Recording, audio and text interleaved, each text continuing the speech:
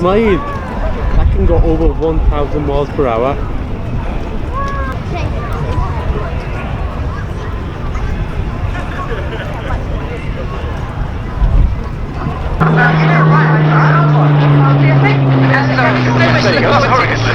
Good, that's the official word on it. There's so much to look forward to. We've got the Falcons dropping in first. Not. They do everything in their own time. They have all their own parachutes. They're fairly local to Oxfordshire area. They did a little bit in the southeast, southwest. And then in 1965 they displayed at the Royal International Air Tattoo. And the RAF were so impressed with what they saw at the time.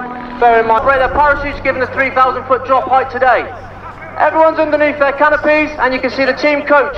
He's just done a 180-degree turn. He's trailing that white smoke. Everybody else above him is now going to be performing what we call the collect.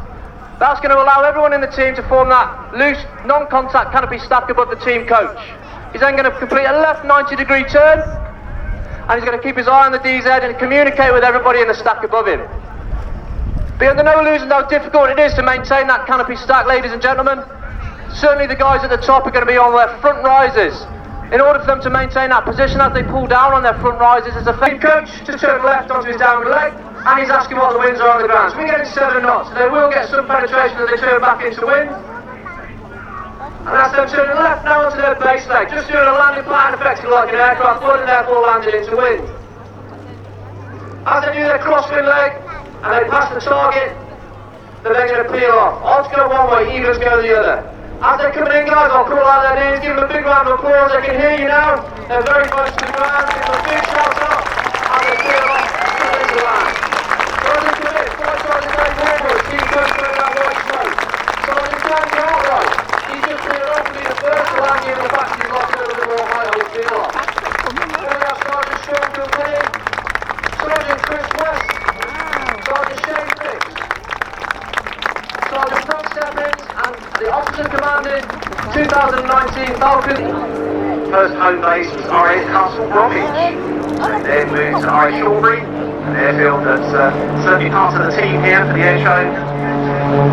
Then they moved to Cosford for a short period, allegedly, back in 1978, and have been there ever since.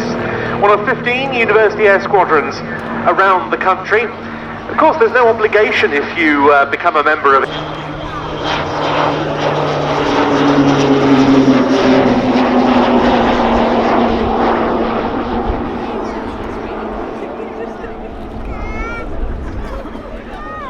Joined the Royal Air Force in 1997. Completion of flying training, he was posted to Orion, Kinloss, flying an invite. Ski has now regained his airspeed and achieves 1,300 feet at the top of a half horizontal lane. Operationally, Ski has flown an invite over both RAF and Afghanistan. He's also been involved in a number of exercises and operations worldwide.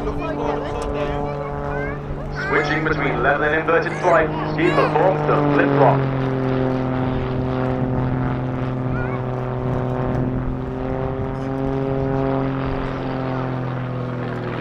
The Royal Air Force's largest flying school, number 6 Flying Training School. The tutor is used to train junior RAF pilots, University Air Squadron students, and air cadets being flown on air experience flights around the UK.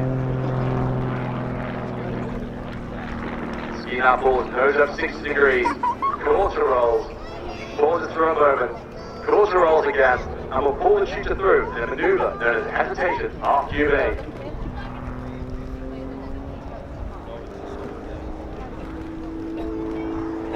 The Grove 115 shooter is operated in partnership with Babcock International Group. It's constructed of a carbon composite material and has a 180 horsepower Lycoming piston engine. The shooter has a top speed of 212 miles per hour and can achieve a maximum of 6G, meaning that ski is subject to forces 6 times stronger than gravity.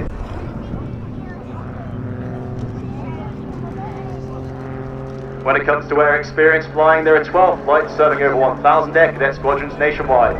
You can join the air cadets if you're between 12 and 17 years old. From the age of 13, you can glide in the Viking, or fly in the Tutor, or request to experience the aerobatic maneuvers you see today. For those of you that are older, there are 50 university air squadrons across the UK, all linked to nearby universities. As well as flying, there is a huge opportunity for personal development, embracing the Royal Air Force's core values of respect, integrity, service and excellence with sports and adventurous training around the world.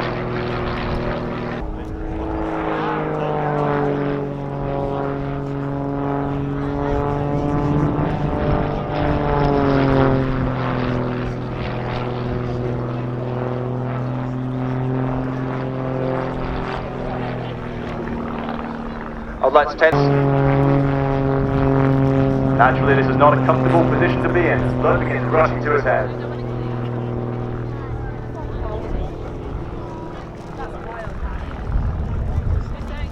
High tempo of Royal Air Force operations continues today, with aircraft and personnel deployed around the world, supporting the Balkan Islands, Syria, Iraq and Afghanistan, whilst others secure the skies above the United Kingdom. Preparing for operations, the Royal Air Force conducts rigorous and challenging exercises globally. These operations and exercises would not be possible without working closely with our NATO and UN partners around the globe.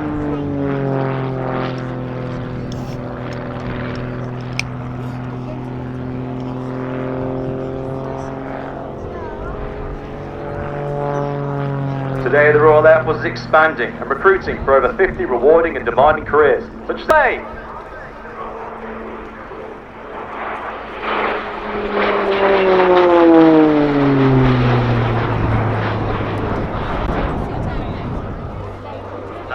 noise you'll hear throughout the display is the operated Garrett TPE turboprop engine fitted to the Royal Air Force Tucano by Shorts in Belfast. This particular engine boasts more power than the original Tucano design. Liam now returning back towards Command Centre. From the left you'll see him roll the aircraft through 720 degrees in his 5-point roll.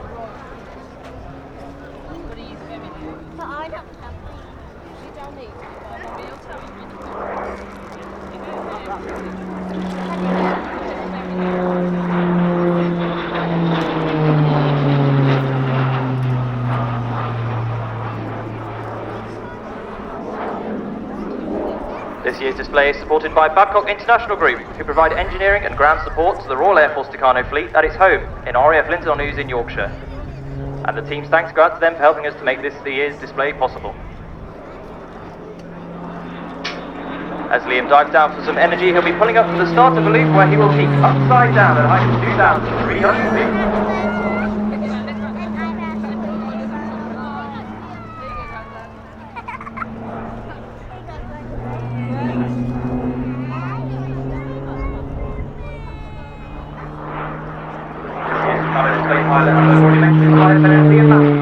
Liam is known in the military as a skivvy qualified.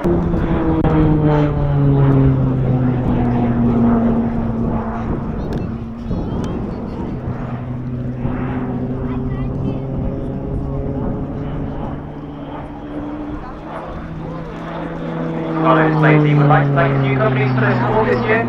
Special thanks to our two Brightling, Mountain Equipment and Osprey Europe. Both of the aircraft onto his side and push around the sky in an outside turn. During this maneuver, Liam is being pushed out towards you by a force equal to twice his own body weight.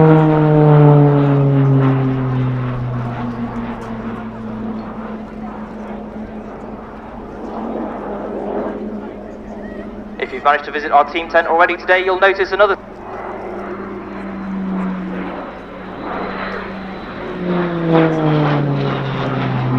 Tucano, now at the end of its service, has served 30 years with the #1 flying training school, the oldest military flying school in the world. As it finishes its final year of service, the Texan T-1 aircraft is working up to replace the Tucano as part of the new UK military flying training system and will fly out of Orion Valley in North Wales.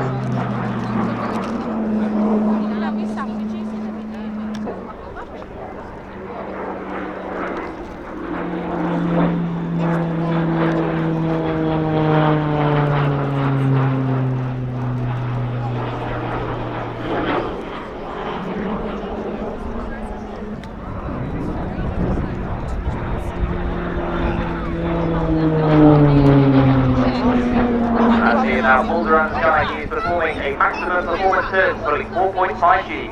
As he passes back in front of you, he'll be pushed into the seat with the force of nearly half a ton.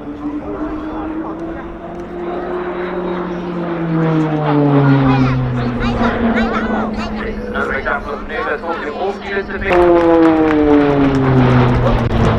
Ladies and gentlemen, boys and girls, it's been a pleasure to talk to you today, and I hope you've enjoyed watching the display as much as Liam has enjoyed flying it for you. We hope you enjoy the rest of your day here at Cosford, and we look forward to meeting as many of you as we can at our team stand located in the Orion building.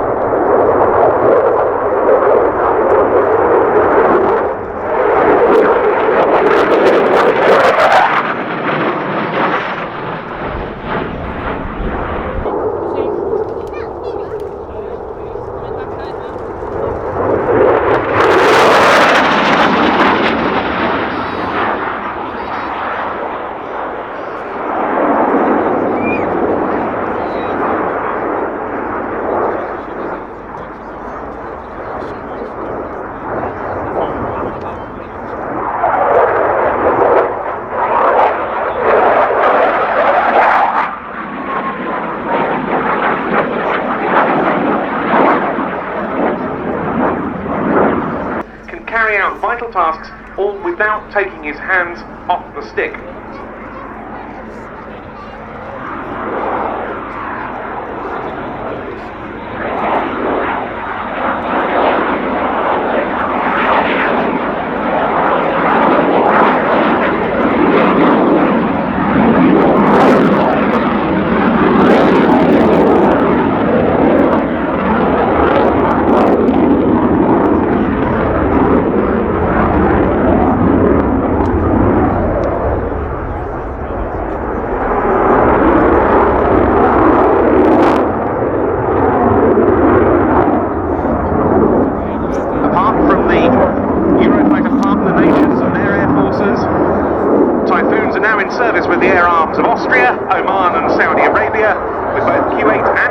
are to follow.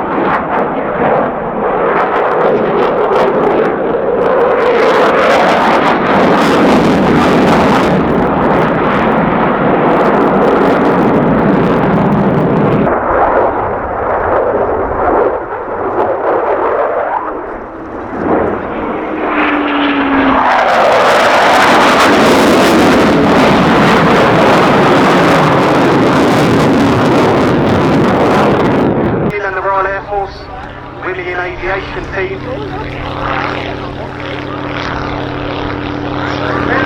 Aircraft, I'll come back to that in a moment.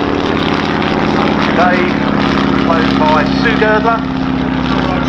She runs her own flying school, TG Aviation, based at a very nice airfield, Lid, down in Kent. She was based at RAF Manston, United States Navy. It's a fairly conventional biplane. As you'd expect for Australian aircraft, they get bounced around quite a lot, so very rugged construction. Large fixed undercarriage. Room for student and instructor that sit in open cockpits. They sit one behind the other, something we call tandem. We'll talk about side by side a little later on during the display we have for you this afternoon. Built as a private venture by the Stearman Aircraft Company of Wichita, which was then taken over, I think joined, might be a better word to use, with Boeing back in 1934. Incredible, over 10,000 Stearmans were built between 1933 and 1945. Now the engine on this aircraft is what we call a radial. Cylinders are arranged in a circle. Indeed, you're in the front of the crowd, like you can clearly see, the engine is uncowled, cylinders are in the breeze. Engines come in all sorts of different cylinder configurations. The three most propeller, some 10-foot diameter. Known to be a fairly forgiving aircraft to fly, but it did have just enough in it to keep the student on his or her toes. You don't really want an aircraft that's too easy to fly early on Harvard, and then convert into whatever aircraft type they exist into flying service.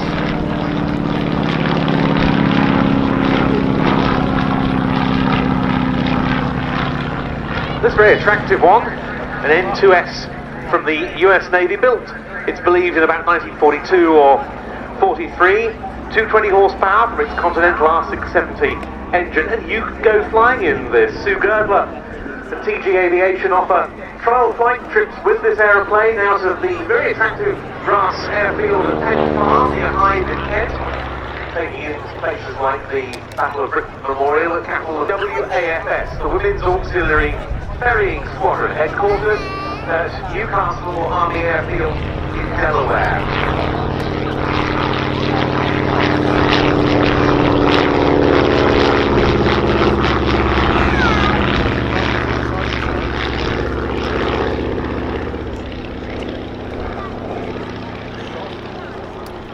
Units and the like.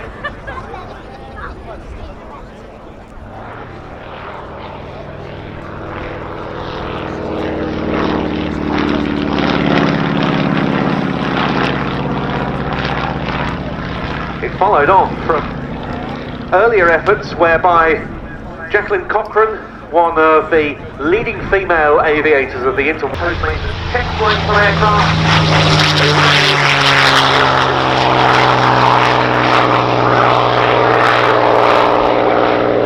They took to the air on ferrying duties, were aircraft securing additional military material. Later on, it was a British connection that really turned this into one of the greatest fighters of all time. In from the left, the P-51D.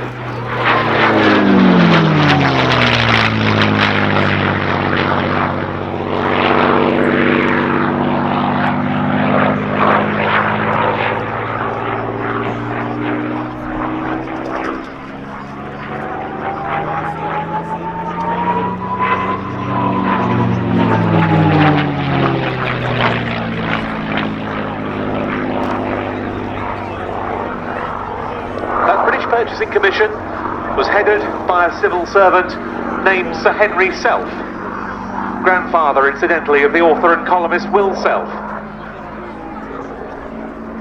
And it was initially thought that the Curtiss P-40 family of fighters would suit our AF needs. We were desperately in need of more fighters, owing to the pressure on Britain's own aircraft manufacturers.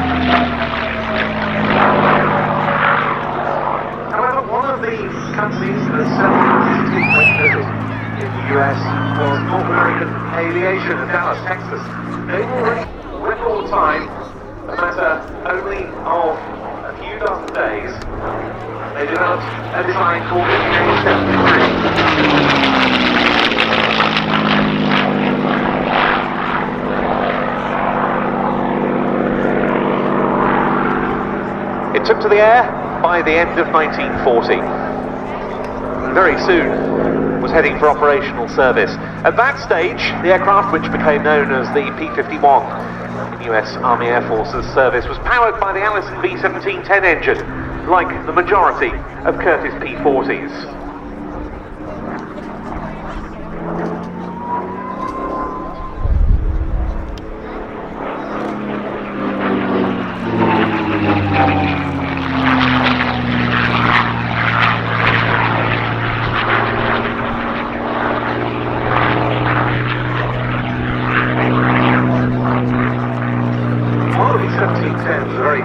Power plant that gave the Mustang excellence of the day, Ronnie Harker.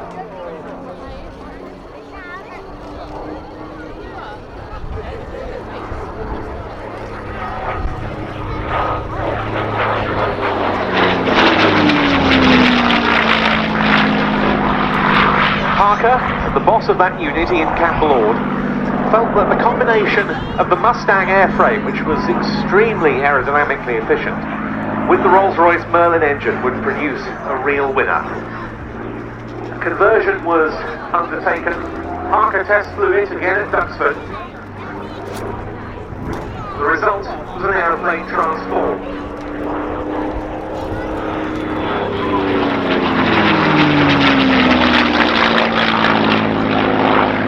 One problem was that Rolls-Royce, by the Packard Company, the automobile manufacturer in the United States.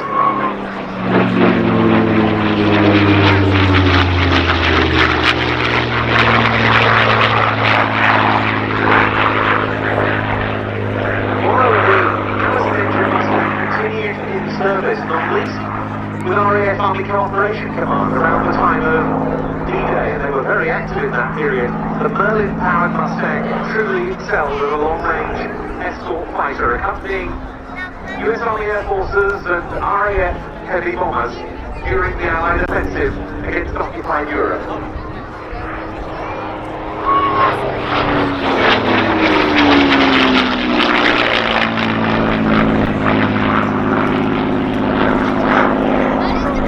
In return,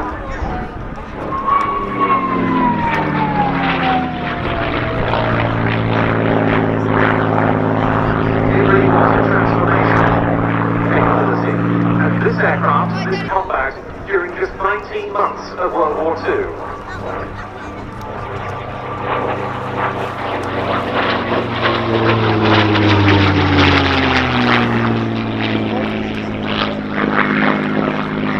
The aircraft, named Miss Helen notched up. Chinook display team. Pitching back down now. They give the crew a wave before they make their 90-degree breakaway to our left. This year, the Chinook display captain is squadron leader John Turner, known as JT. JT joined the Air Force in 1993 and was first posted to Iron Maiden supply Chinooks in 1998. He deployed operations in Bosnia, Sierra Leone, Iraq and Afghanistan, and most recently in the Caribbean in 2017 after taking hurricane relief. Also the crowd centre, before climbing again, while Sundays battling this 15-ton machine which is being pushed or pulled by the wind. Joining JT in the cockpit today is the 2019 display co-pilot, Flight Lieutenant and Stewart. And joined the Royal Air Force in 2008 and has subsequently completed his grade 3 flying training. He joined AT Big Squadron in 2016 and is a member of the ITB flight. He recently completed his first operational deployment to Mali with our French allies as part of Operation Nukem at the end of 2018. So the aircraft has now moved away to our right.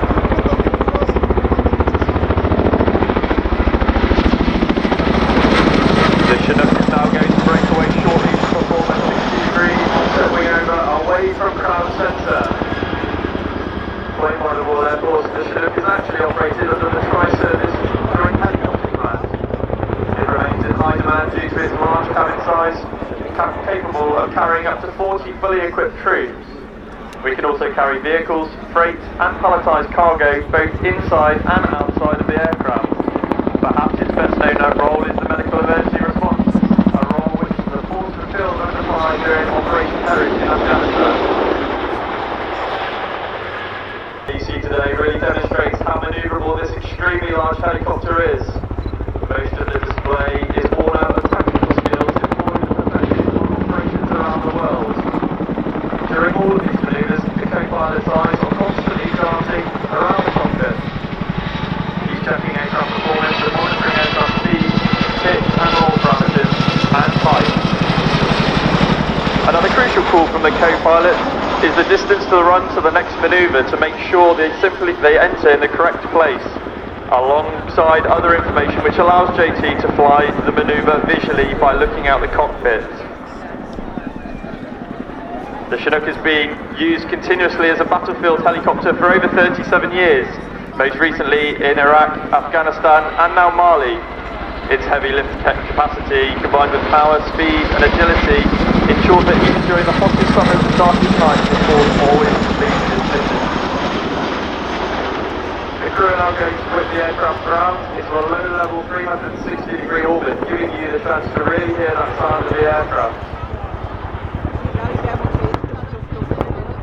Operationally, the Chinook has a 4-person crew, 2 pilots in the cockpit.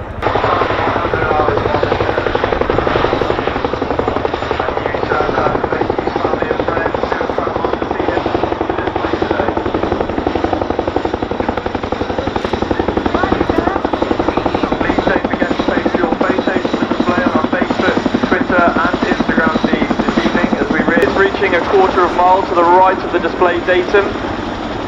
And JT will be focused on returning the aircraft to the hover.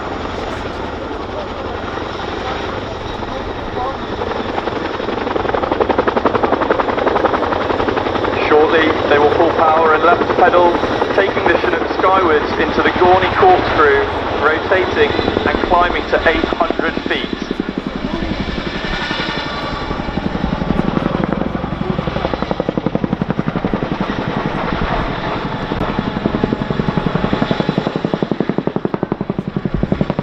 And coming off the top, they begin their 315-degree spiral descent.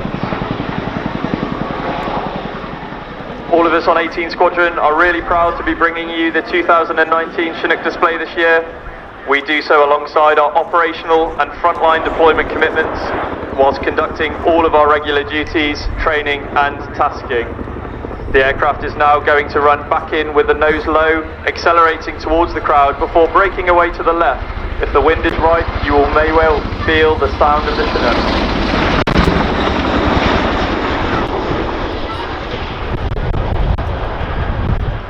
photographs of the Hawker Sea Fury.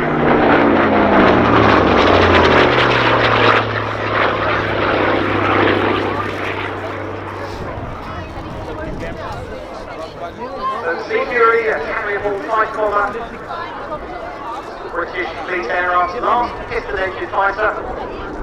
Though developed during the Second World War, it did not see service with the Fleet Aircraft until after the war. It's one of the fastest piston-engine aircraft ever built. It is built by Hawker, the most famous names in British aviation.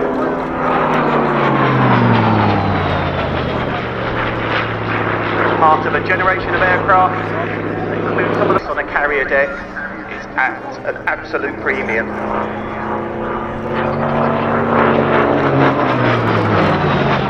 course, with the end of the war, Royal Air Force found itself fully loaded with fast piston-engine aircraft.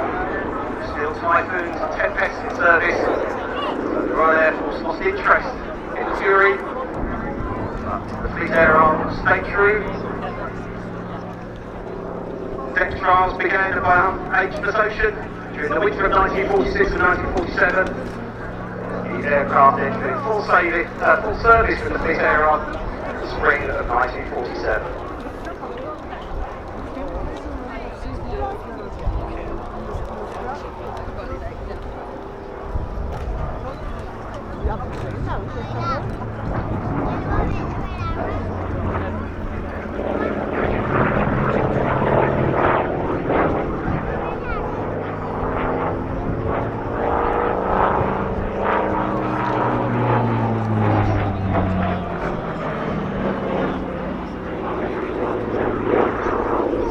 Sorry to interrupt the air display in front of you at the moment, but we have a missing child.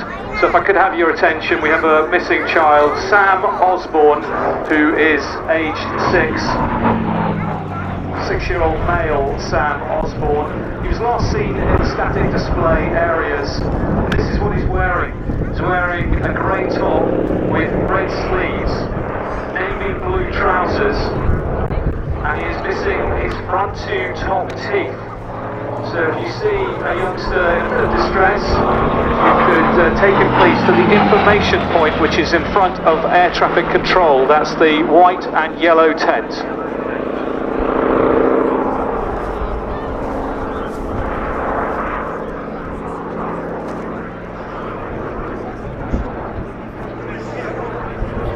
Well, the Sea Fury took pistoned engined aircraft design just about to the ultimate limit. Big piston engines need big propellers, but as propellers get big and heavy, they start introducing more and more drag, which of course decreases the additional power trying to put into the aircraft. You can't just keep making the engines bigger, because that. This one is a 2-seat Sea Fury T20 conversion trainer.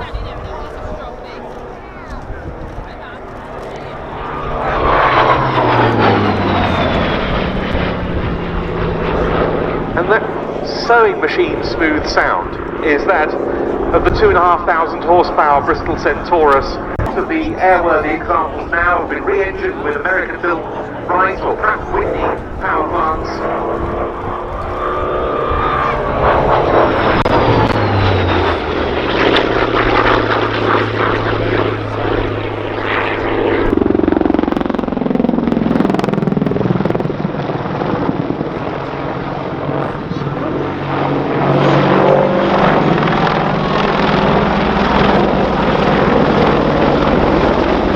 Target will be acquired and tracked by the gunner, providing a steering cursor to aid the pilot, who will aim and fire the rockets.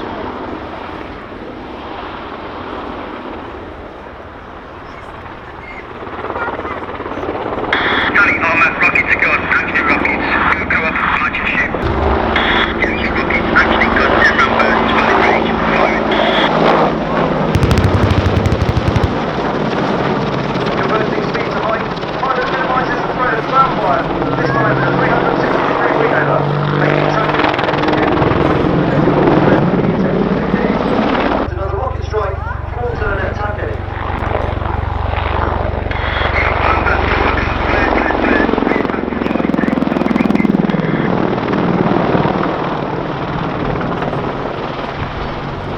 then work together to update and set pre-engagement checks, ensuring all systems are configured correctly for another strike.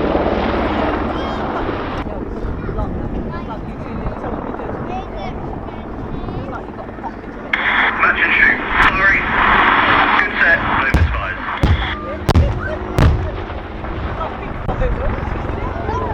With the SAM threat eliminated, the crew can climb into a wheel, circling the target to assess the scan with the cameras is interrupted as the pilot spots enemy soldiers from a dug-in position, bringing a heavy machine gun to bear in the aircraft direction. Good effect on target. 4 enemy vehicles destroyed. Radar threat eliminated. Pilot on sight. Tip will initiate a dive with 80 degrees nose down to the cycling stick before rolling through 90 degrees forward to return. Tip to see if one shuttle is at the launch board. He has over 4 separate rocket launchers, Hellfire missile rails, 4 external fuel tanks for increased range and endurance. As you can see today, gunship has been configured with a base loadout of rockets and missiles. Each rocket launcher houses 19 70mm propulsive rockets, while the missile racks can hold up to 4 radar or laser guided Hellfire missiles.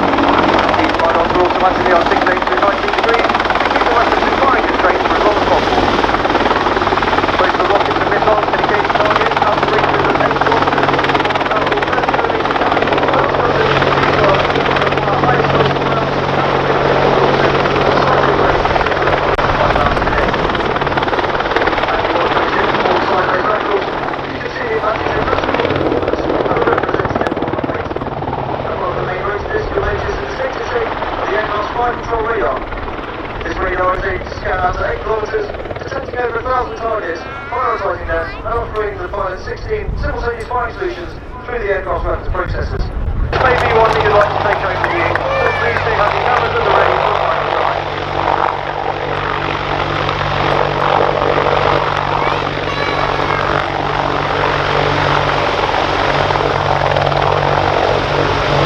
Ladies and gentlemen, the British Army are back to the attack helicopter.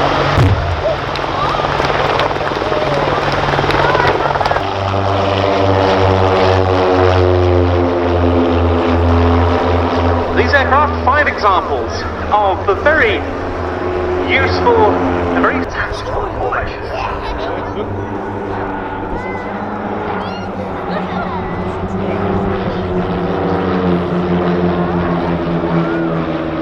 And there, diving in from the left is the soloist who's going to show us, to intersperse the passes by the 4-ship, some of the Aerobatics Safari version that the Royal Norwegian Air Force uses, very well liked by trainees from that country, and I'm sure the same is true of the T-17 of the Royal Danish Air Force. You'll see the team, the formation, part of the team that changed formation into box. The aircraft is quite jittery, it's quite sensitive on the controls. First Lieutenant Robert Sørensen, and all of these pilots are instructors on the flying school. Go backwards because of being hinged at the rear and hit the tail, and they were able to dispel that during testing. It certainly get very windy for a while. So here you see the formation, this time what is known as squad formation.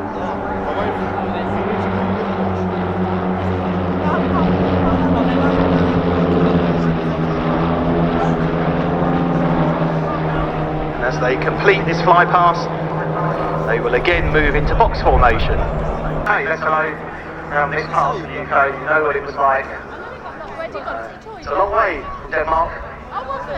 In such an aircraft, not the most comfortable thing to travel in. So we're even more delighted to welcome here today.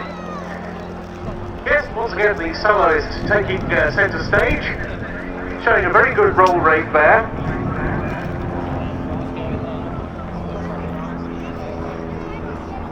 The aircraft was procured by centre stage, once again in the finger 4 formation. Watch closely as they reach the centre for the burst.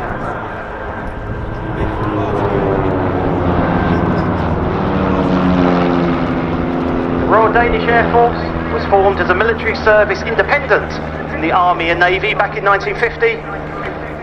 Aircraft currently operating. Now here's a real signature manoeuvre for Baby Blue.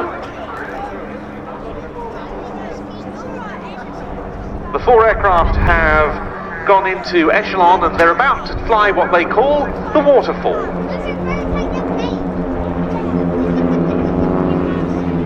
And so the call will soon come. Baby Blue 1. Braking, braking, go. 2, braking, braking, go. Followed by 3 and 4.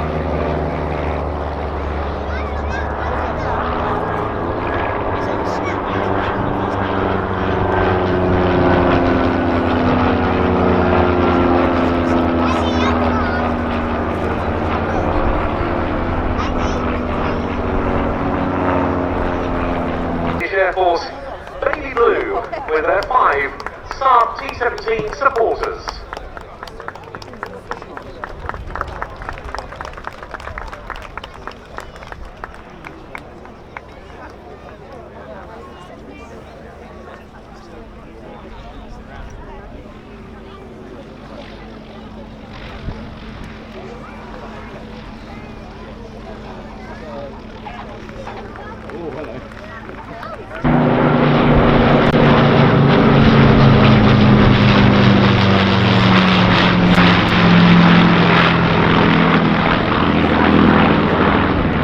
Today's flight by Flight Lieutenant Neil Farrell.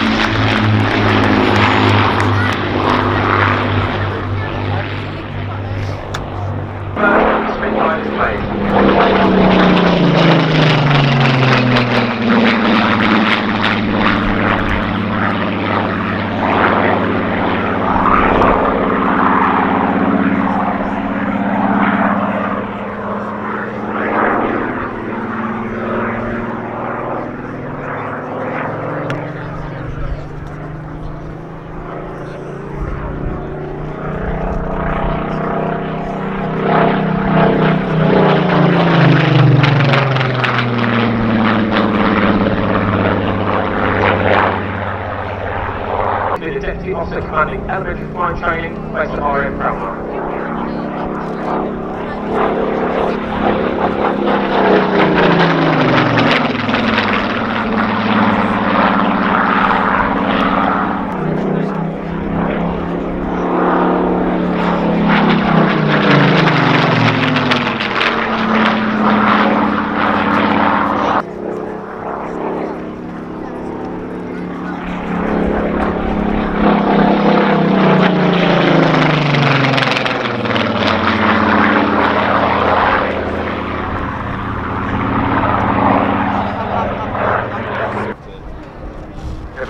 As we have the first and the fighter takeovers.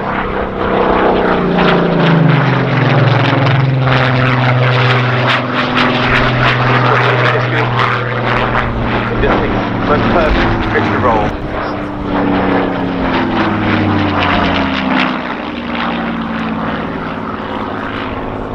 He now works at 29 Squadron as a Typhoon instructor, training the newest fast jet pilots in the Air Force, as well as flying for the BBMF.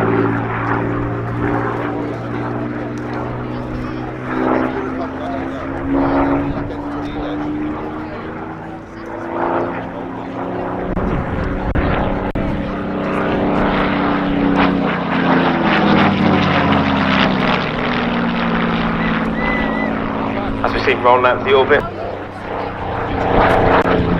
Here we go, some beautiful picture roll.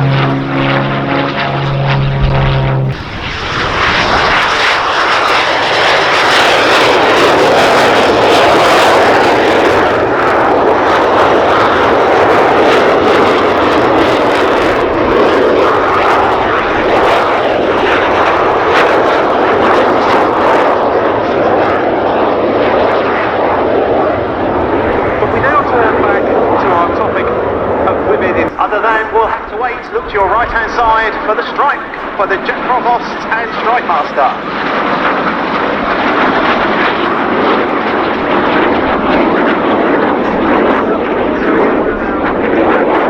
Promise, and the first flight of the Jet Provost T1 was on the 26th of June 1954 from Luton Airport and Spitfire, so 65 years ago, later this month. That was a real evolutionary step to actually consider at that stage. Like in your car, you sit side by side, and just about everyone you talk to has a different opinion on, I like side by side. No, I like tandem. Yeah, one former Jet Provost instructor I spoke to a couple of years ago, they can't leave a flying boat at Duxton. He said he likes side by side. He very much in the static shows that very stalky undercarriage. One of the slight problems with, they were still using quite a lot of grass airfields, particularly as relief landing grounds at the times, and they could give a few problems with the quite flimsy looking undercarriage in terms of breakages. So they went then on the Mark III, which we're going to be seeing shortly, for a more conventional, much shorter. So delighted while he's here, here. Again, it was very much interim into the Mark III, where, no pun intended, but the Jet Provost. Yeah, absolutely. The Mark II was the first one to have the short undercarriage, but really, as you say, the III brought the more powerful Rolls-Royce Viper engine, ejector seats, of course, for the first time, and they've strengthened the wings and gave it the Tucano. See on this is the Mark III in front of us. And this is a really nice one to have.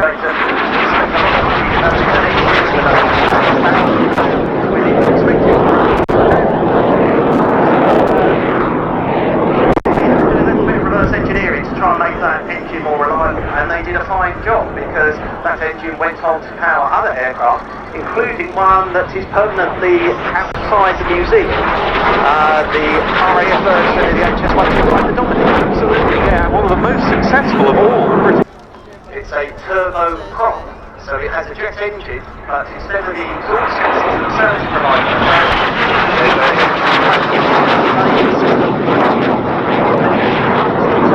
armour protection, again uprated the Viper engine, and crucially added underwing weapons hardpoints.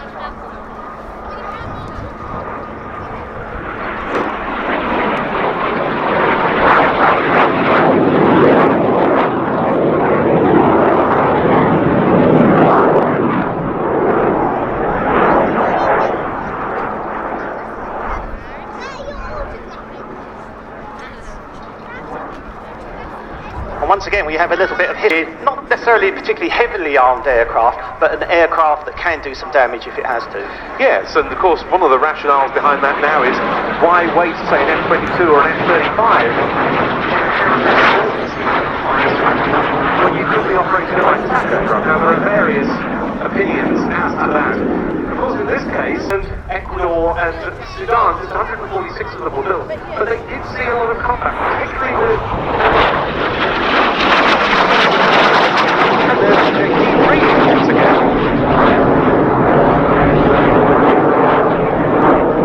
The Air Force, now the Royal Air Force of Oman, was shot down during the rebellion. You get a chance to see the three aircraft all passing through to show the a few years ago. Then turning finals, we've got the Mark V, owned by Niraj Kapoor and based at Coventry, with RAF pilot and great classic jet enthusiast, and Mark Patrick bringing that into land.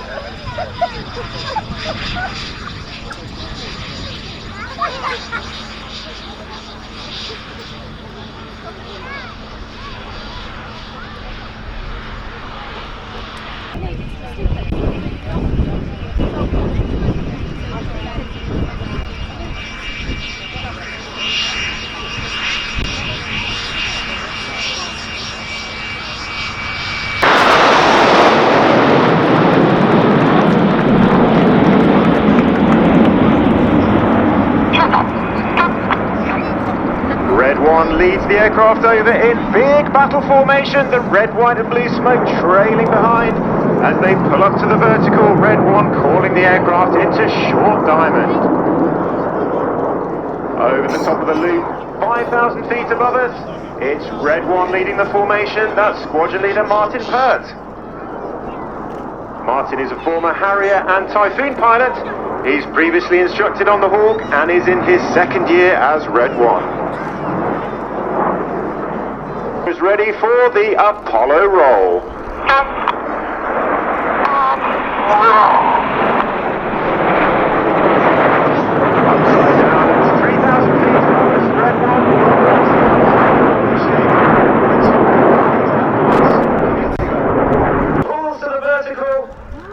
As the aircraft climb, they're about to transition into the next formation shape over the top of the moon.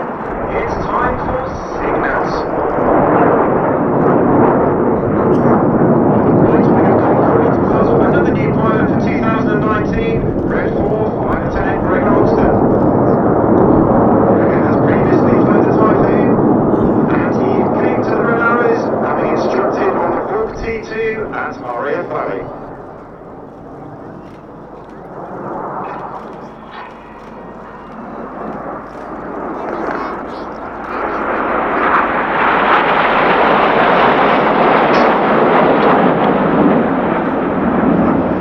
As Red 1 leads Signet off to the right hand.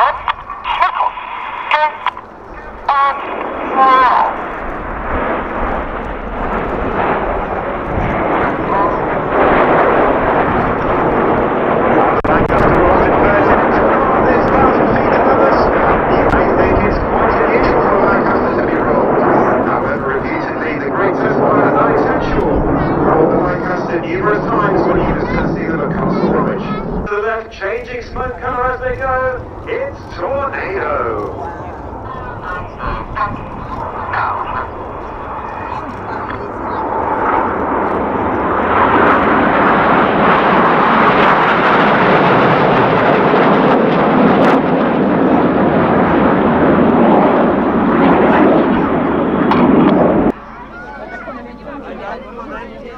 Up go the 7 aircraft, Red 6 and 7 staying low. Get those cameras ready for the palm split.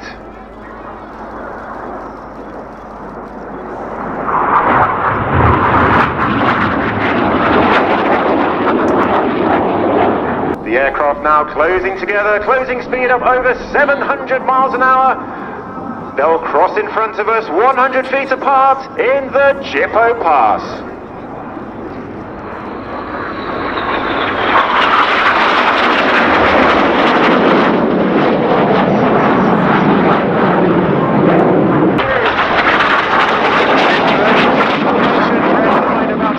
Straight down the middle in the Goose.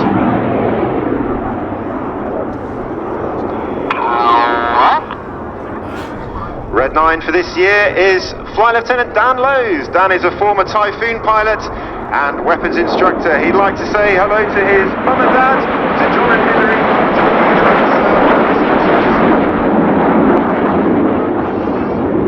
Red 6 and 7. As they're running in straight towards us, they're pulling up into the vertical. It's time for one of our favourite manoeuvres. It's the Heart.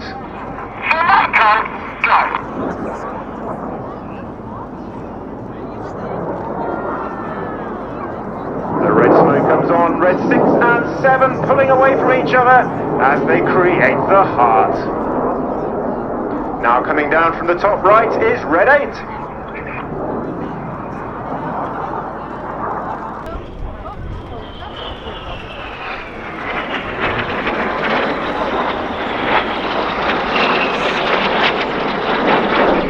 Spearing the Heart today was Red 8.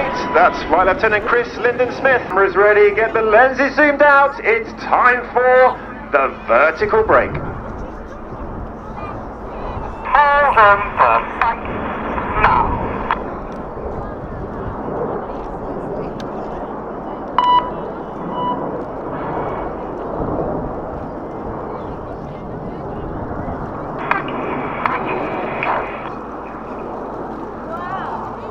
Break, break, go, calls Red 1 for the vertical break.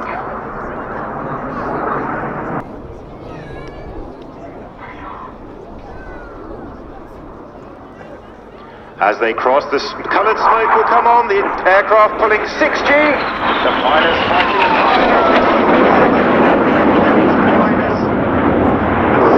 changing colour. Coming up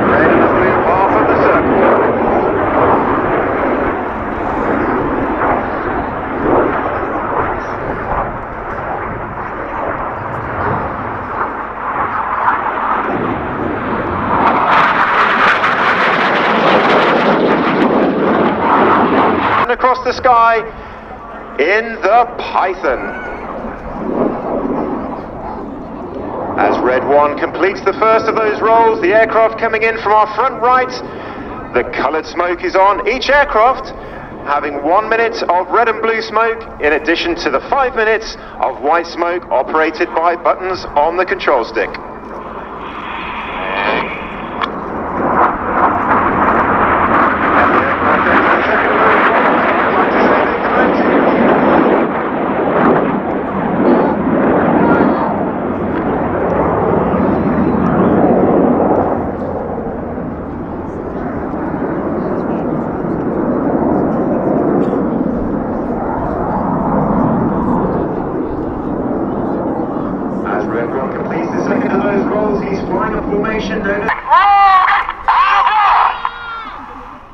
Our board calls Red 9 as the coloured smoke comes back on. Reds 8 and 9 rolling around 6 and 7.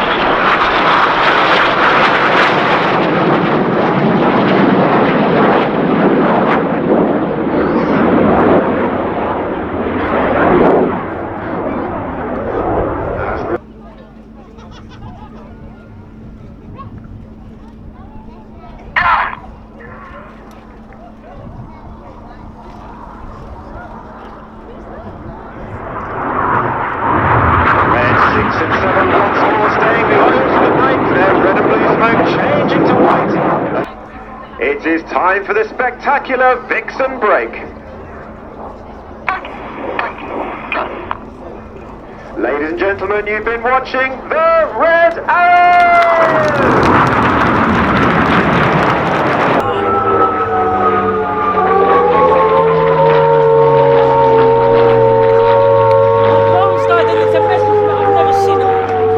BF109. That's only part of the story. In fact, a Buchon, licensed built version of the BF109, very similar to the 109, but of course fitted with a Rolls-Royce engine as opposed to the original Daimler Benz.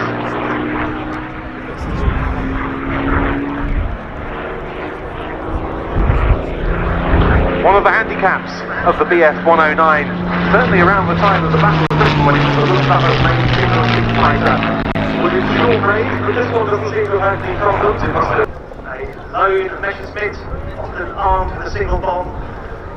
Though it might not do a lot of physical damage, it can certainly do a lot of psychological damage. And now, High Command is scrambling. Go after the intruder. There's the Hawker Hurricane 1 getting into the air. And a swift battle climb to go after our marauding 109. Without being detected. Well, the Hurricane has indeed got rapidly somewhere near the tail of the 109. And the twin-engine Messerschmitt BF110s, but of course that was far from always the case.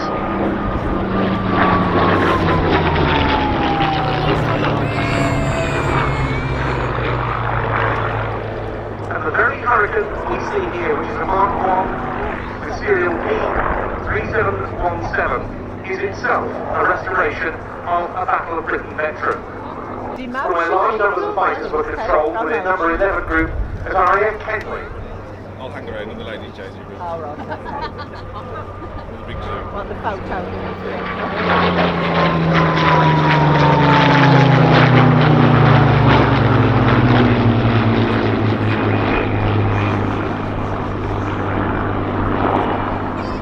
And on the 30th of August 1940, this Hurricane, flown by one of Number 253 Squadron's Polish pilots, Pilot Officer WMC Samolinski, was involved in a major engagement,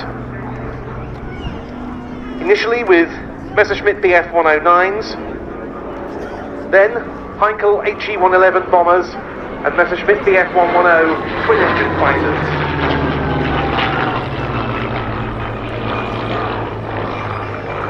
They took to the air once again during 2017.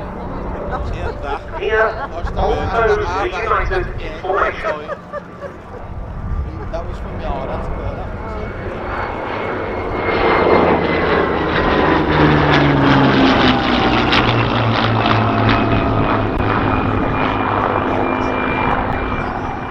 Playing the part of the BF109 here, as Andy said earlier, several other Buchons by Air Leasing at Sywell in Northamptonshire.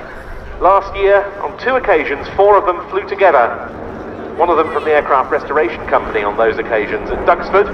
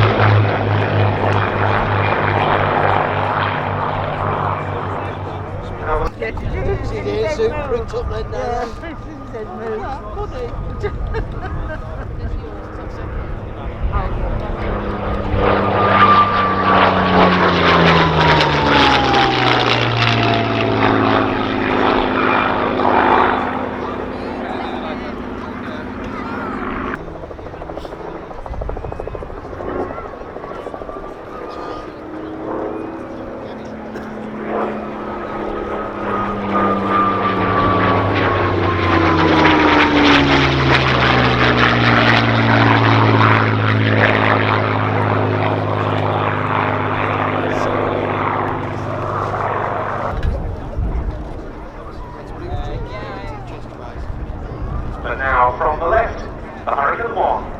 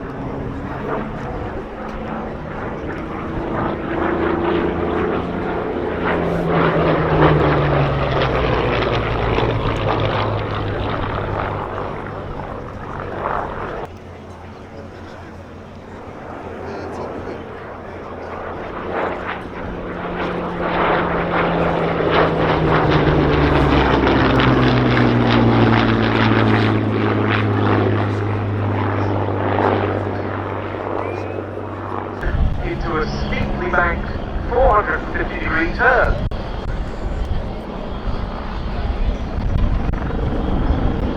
Rolling back out then on the main A-axis.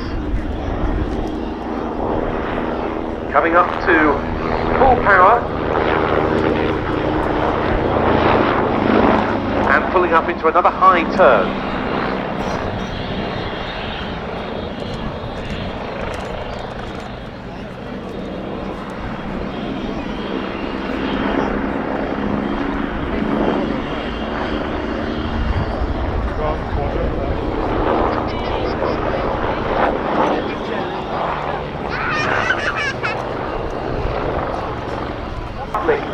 Organisations, for example in Italy with the state police, with the customs service, fire services, individual police forces and so forth.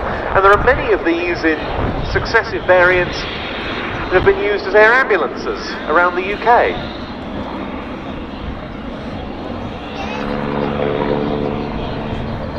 And that was what they call a stall turn in their display diagram, but actually more of a pedal turn. Yes, indeed, always one of those arguments, can you do a stall turn in a rotary aircraft? In the Navy to the new air component.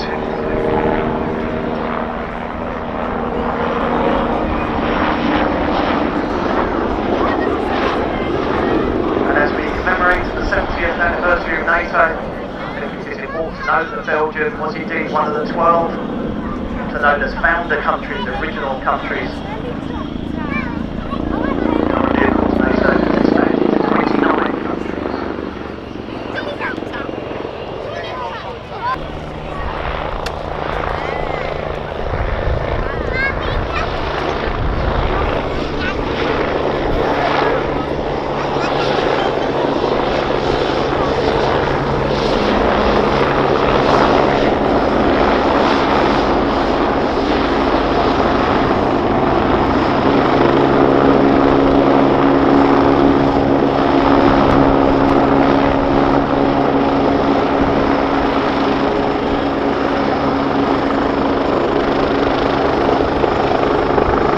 Backwards for the taxi.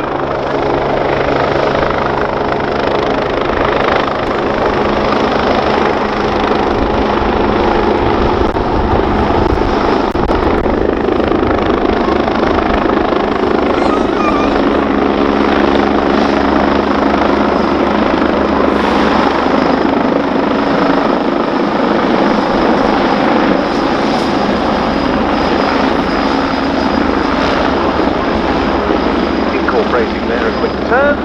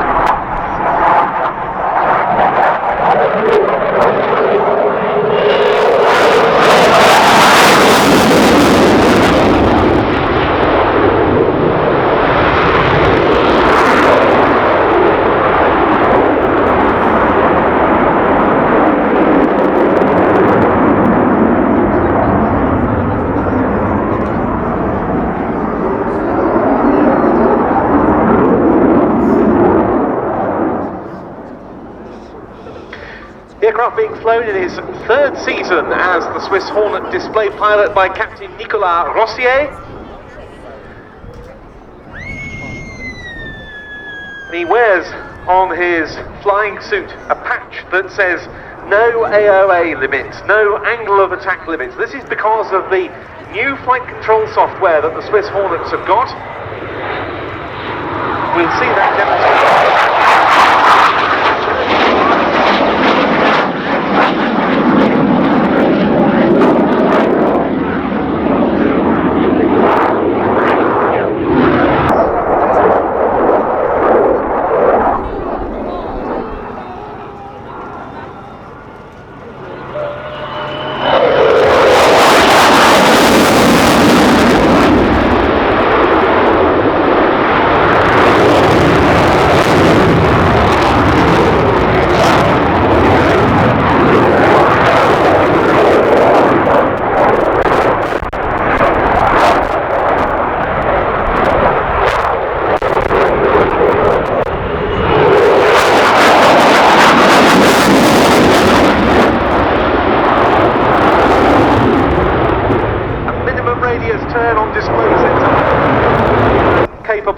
Though Switzerland currently has no air-to-ground weapons for its Hornets except for the aircraft's own gun. And it's easy to see why the Swiss went for the Hornet,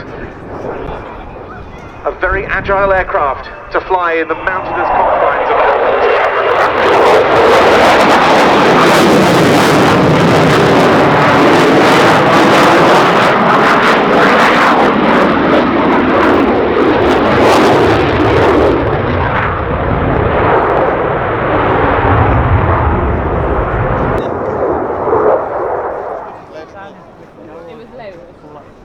slowing the pace now.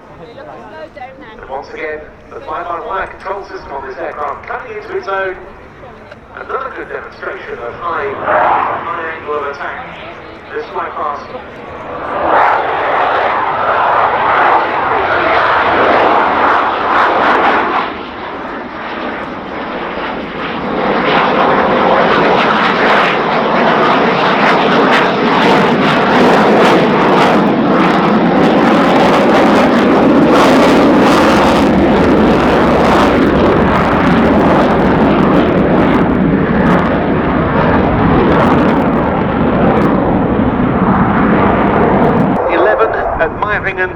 All the Swiss Hornets are flown by professional Air Force pilots as part of the Professional Aviator Corps.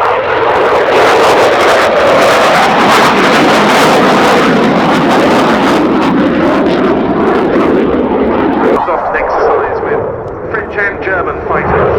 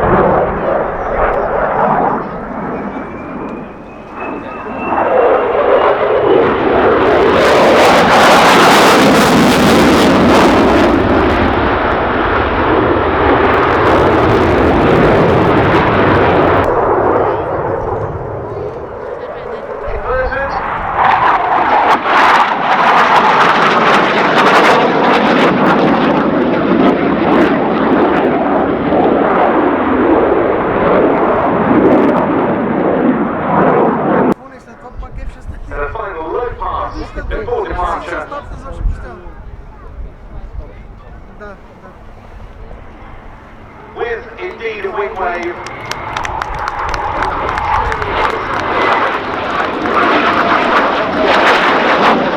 With the F-18C Hornet.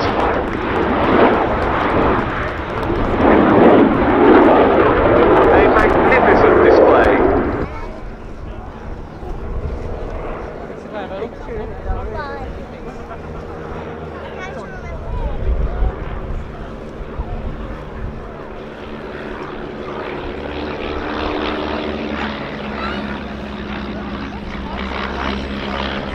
In fact, I think it's probably correct to say that all RAF chipmunks were built in the UK.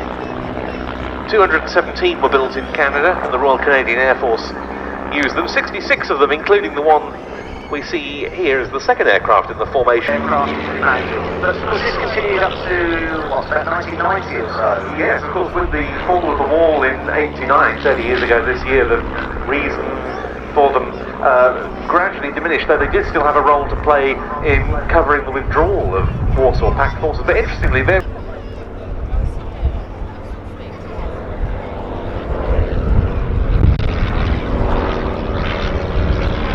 and while the Portuguese chipmunk, that's number 2 in this formation, is a privately civilian-owned example, Portugal has a...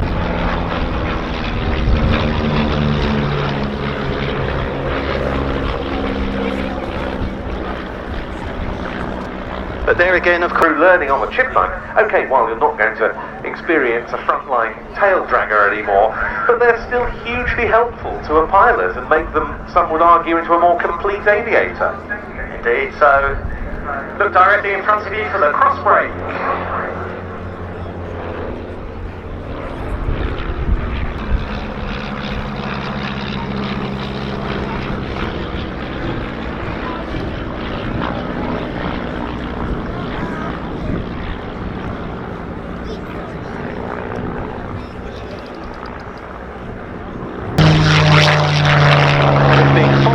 By the P-51 team. It's Helen.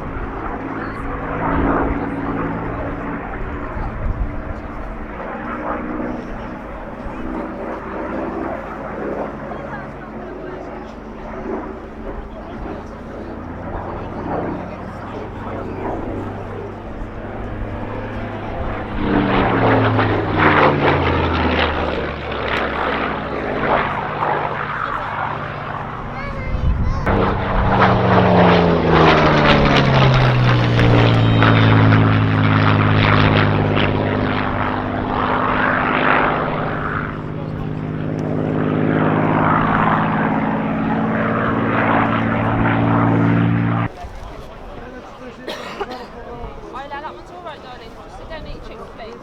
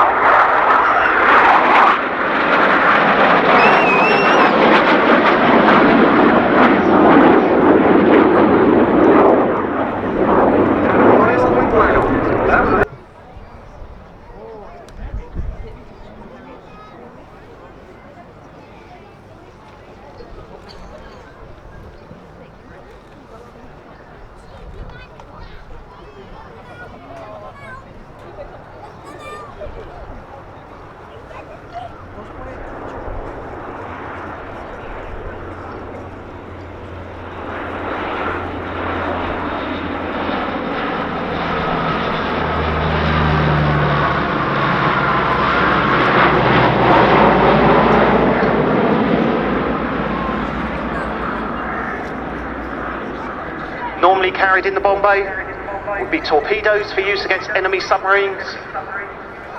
The aircraft also capable of carrying, and 210 knots this time with the undercarriage down.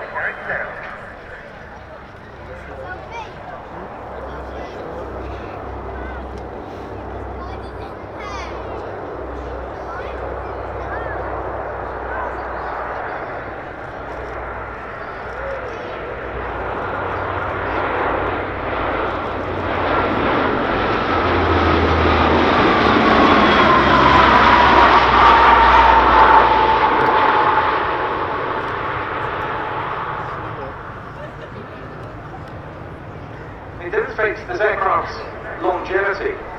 It went into US Navy service in 1962, and one of its first operational roles was upholding the American naval blockade off Cuba. That it is being looked for and may come under attack. And finally, if more precision information is required, the P-3 would overfly the predicted position of the submarine and hope to detect it on the manned probe on the rear of the aircraft. It would then have a final position and be ready to employ the correct weapon.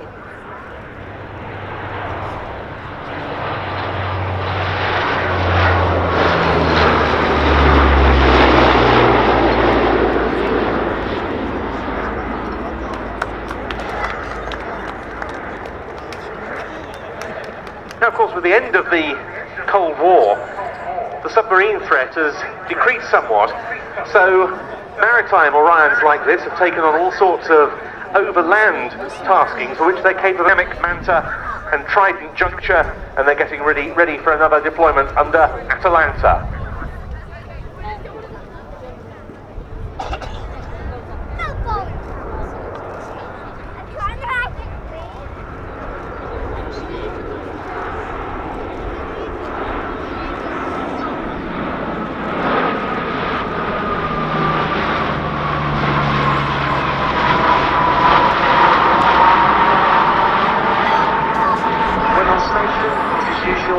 trying to actually shut down one engine, normally the number one engine, which is the left outer. Reason for that is to conserve fuel and hopefully extend endurance. Things don't tend to happen quickly. So final pass and a spirited climb out from the German Navy Lockheed P-3 Orion.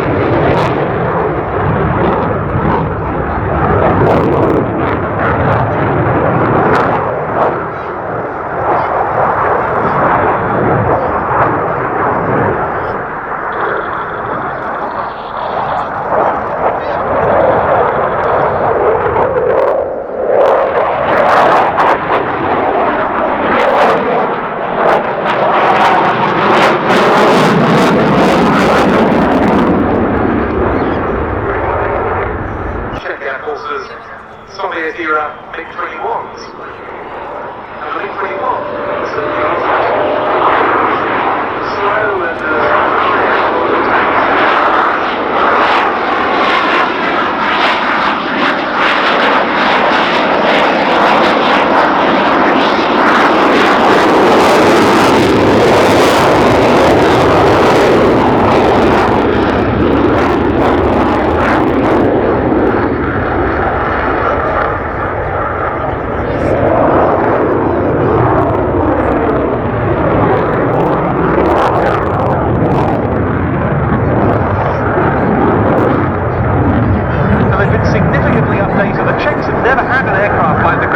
slow and so capable as a multi-role platform, both air-to-air